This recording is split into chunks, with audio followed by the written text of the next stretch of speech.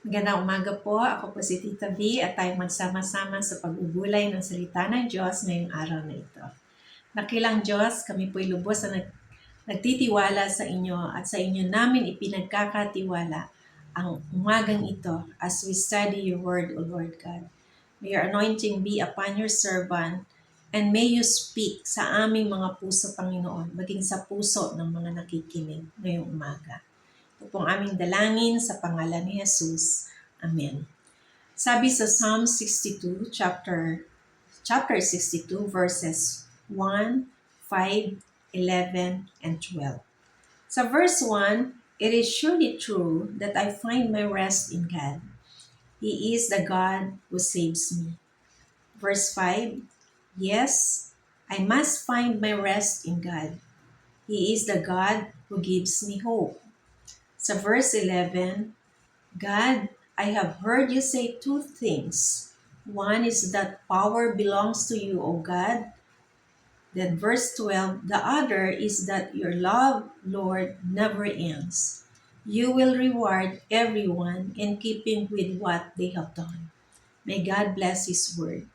Ang background ng Psalm 62 na isinulat ni King David, it was the time when King David was in turmoil. He had so many problems during this time, especially it was the time also when Absalom was trying to get his throne. He was rebelling against his father, King David. What are the words to ponder in these verses? First, I find my rest in God. He is the God who saves. Sabi doon sa verse 1. King David was also human. Masasaktan din siya. Meron siyang mga experiences na masaya. Meron din namang mga experiences na malungkot. But he also committed sin against God. Nagkasala din talaga si David. In the midst of all those situations, especially during the time that Absalom wanted to get his throne, ay still sinabi pa rin ni David, He is the God who saves me. Second, He is the God who gives me hope. In spite of the situation na parang ang gulo-gulo na ng family ni David, ang mga anak niya nag-aaway-away, nagkakagulo sa loob ng kanilang tahanan, and because it is also the result of David's sin, no? But in spite of, sinabi pa rin ni David, hindi siya lumayo sa Panginoon, no? Sinabi ni David, He is the God who gives me hope. Yun yung nakalagay doon sa verse 5 ng Psalm 62. In verse 11, sa Psalm 62, David said, God, I have heard you say two things. Malinaw na si David ay naglalaan ng panahon para manalangin at nakikinig sa Diyos. Kasi sabi niya, I have heard you, O God. You said these two things. At talagang nakikinig siya kung ano yung sinasabi ng God sa kanya. Oo, nagkasala si David. Subalit nagpatuloy pa rin siya sa pagkikipag-ugnayan sa Diyos. Hindi siya tumalikod sa Diyos. Remember this, ang God hindi tayo tinatalikuran. Tao ang tumatalikod sa Diyos. Ang Diyos lagi lang nandyan, nakaredy, naghihintay sa atin. But sinabi ni David, I've heard you said these two things. It means constant ang communication ni David sa Panginoon kahit siya ay nagkakasala. Because he was human or he is human. Ano nga ba itong two things na na-mention dun sa verse 11 and verse 12 of Psalm 62? Sabi doon, that the power belongs to you, O God. David claimed the promise of God, no? At he mentioned, he believed that God has the power. Amidst a very chaotic, a very problematic na scenario niya sa family, ay alam ni David, he believed that God can fix the situation because he knows that God has the power. He believed that God has the power. In verse 12, he said that your love never ends. Parang sinasabi niya, di ba, Lord, sabi mo, your love never ends. Alam ni King David na kahit siya ay nagkasala, hindi natatapos doon ang pagmamahal ng Diyos. Sa halip, mas lalo pa siyang minahal ng Diyos. Pero hindi mahal ng Diyos ang kasalanan ni David, no? Parang kagaya natin. Hindi gusto ng Diyos ang ating mga kasalanan. Pero lahat tayo ay mahal na mahal ng Diyos. Pinakita sa Biblia na ilang beses nagkasala si David. Subalit hindi siya tumalikod sa Diyos, bagkos humingi siya ng tawad, ng taos-puso sa kanyang puso. Alam niyo kaibigan, hinihintay lang ng Diyos na humingi tayo ng patawad sa Kanya ng taos-puso, kagaya ni Haring David. At magpatuloy na maglakbay kasama ang Diyos kahit tayo ay nagkakasala. Kasi nandito pa tayo sa lupa, hindi pa tayo perfecto. Yes, we are subject to holiness. Nandiyan ang Diyos, sa grasya ng Diyos, tayo ay makakalakad ng holy according to what God wants us to do. But still, nandito pa rin tayo sa lupa. Maaring may mga pagkakataon na nagkakamali tayo.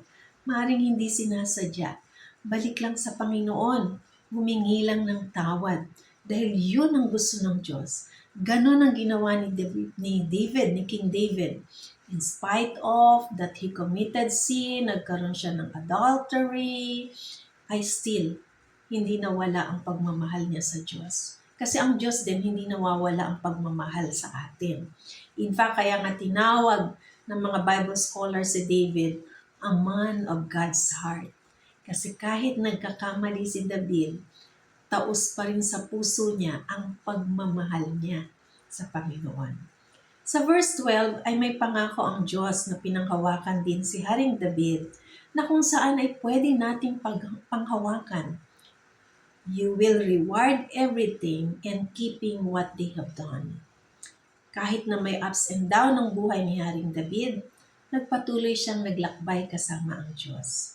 Sa Biblia ay makikita natin kung paano pinagpala ng Diyos si Haring David at ang kanyang anak na si Haring Solomon. Ito ay dahil sa pagiging faithful ni Haring David sa Diyos. Alam niyo tayong mga magulang, kaibigan, kapatid, manatili tayong let's remain faithful to God. Kahit may mga pagkakataong nagkakamali tayo, huwag tayong tumalikod sa Diyos. Kasi the faithfulness that we have, no, our children will inherit. Ang ating mga anak ay posibleng pagpalain ng Diyos sapagkat nakita ng Diyos na naging faithful tayo sa Kanya.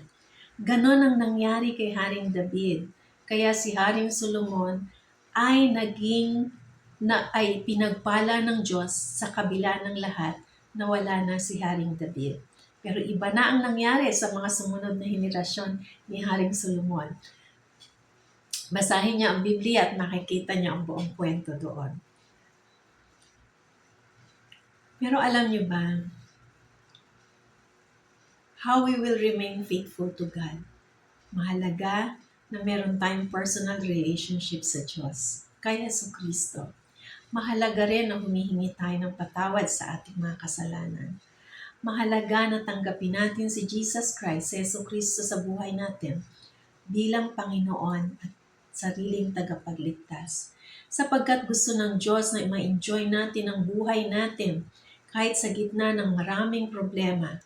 Subalit kung wala kang personal na relasyon sa Diyos, ay maaaring hindi mo maranasan ang buhay na maligaya amidst of all trouble, amidst of all challenges in lives.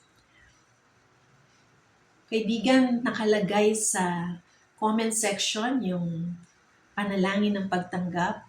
Gawin mo ito, tanggapin mo si Jesucristo bilang Panginoon at sariling tagapagligtas habang hindi pa huli ang lahat. Ang taong tumanggap kay Jesus ay siguradong magkakaroon ng buhay na walang hanggan. Ang buhay natin dito sa lupa ay may problema lagi, hindi ito nawawala. Nawawala lang daw ang problema sa buhay kapag wala na tayong buhay. Kasi hindi tayo lahat excuse sa problema. Subalit, Ang taong may Hesukristo sa puso ay pwedeng magkaroon ng buhay na walang hanggan, kapiling si Kristo pagdating ng araw kapag wala na tayo dito sa lupa. Tanggapin mo si Jesus, kaibigan. Ngayon na gawin mo ito. Basahin mo yung nasa comment section. Maraming salamat po muli. God bless everyone and God bless Philippines. Love and prayers, Tita V. To God be all the glory.